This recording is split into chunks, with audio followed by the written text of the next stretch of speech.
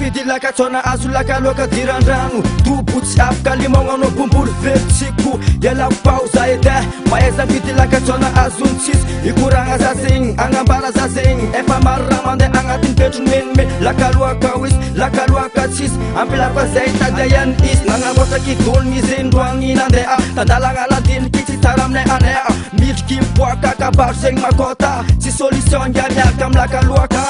tsy tirako lakaloaka alako za sotobo aleko mangalaky dony malaky avy aminay agny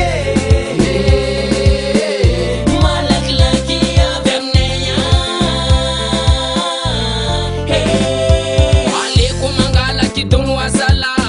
amizegny tsy dirany anasato zay idriky amy lakaloaka miambigny antegna tsy mbiagna iteky korekereky antena amilentiky pastena jiaby mandiniky avy antety ambilafo miaraka amikidony mbola lavitra aminay agny tsotsy tode dindiniky andehode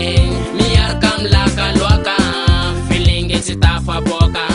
ambilafo manafo mitsoaka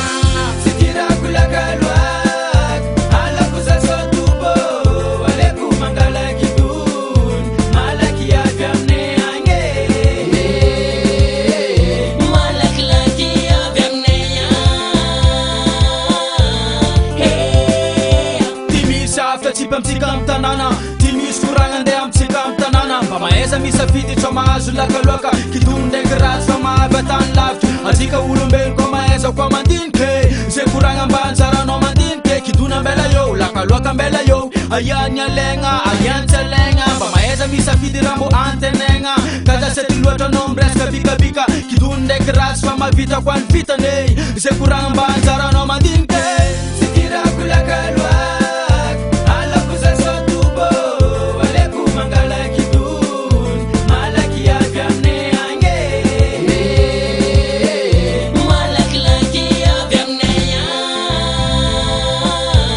agny namboatratrany za fadiako ato andegna ambara kaparady koragnina ny momba lakaloaka zegny anarako vahoaka atao mivarigny vadizô lôsy mandeha lavitra agny stapôty sady velomako alavy tsy ambiagna amfanôty fa igny kodomy mety aviagna amy tanàna na mandeha mora fa tsaratsara lakaloaka sady tsisy defo miondragna azy tsy mitroko tazanigna agnabony afaliagna amy tafotafo mangalaky dony anao koa tsy aigny ty ova fa miaraka amy lakaloaka mandry tsy maintsy miala raha